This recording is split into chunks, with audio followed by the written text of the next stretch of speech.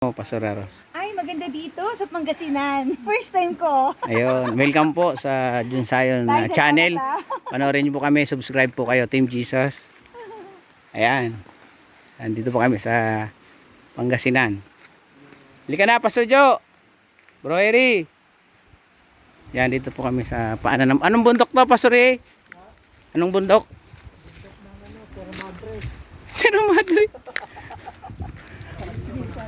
Ano bang pangalan ng bundok na to? Anong pangalan ng bundok na to? Hindi po namin alam yung pangalan ng bundok. Kalitlitan. Kalitlitan, bundok ng bayan to.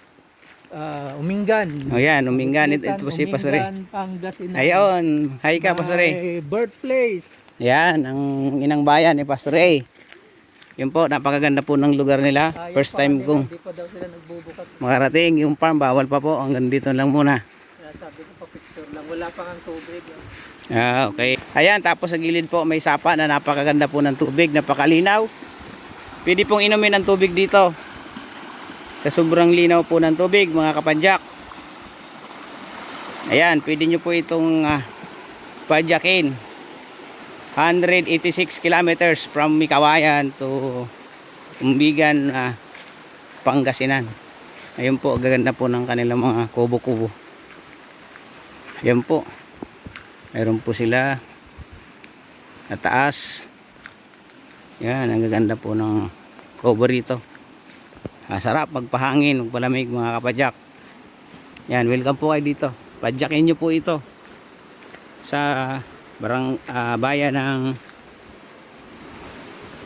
Umbigan, Kalitliitan po ang kanilang baryo, pangalan po Kalitliitan, Umbigan, Pangasinan. Yan po.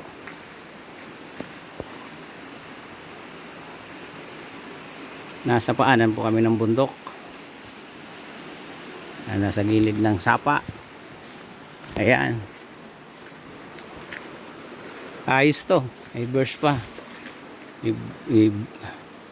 We born of the water in the spirit, John 3:3. Ayan, at ito po ang napakalinaw na tubig. Tingnan natin ulit. Ayan, masarap maligo dito. Ayan po, mga kapadyak, mga babayan ko dyan. Ayan, God bless po sa inyong lahat. Ayan po ang ating mga kasama. Ayan, napakagandang pagmasdan ang tanawin. All glory to God. Ayan po. Ayan si Pastor Jo. Ayan, kaway ka Pastor Jo sa channel natin. Alam ko kung may kamag-anak tayo rito. Ayan si Pastor Aros. Kaway Pastor Aros. Pastor Eri, Bro Eri, si Pastor Jojo, at ang aming tour guide. God bless po.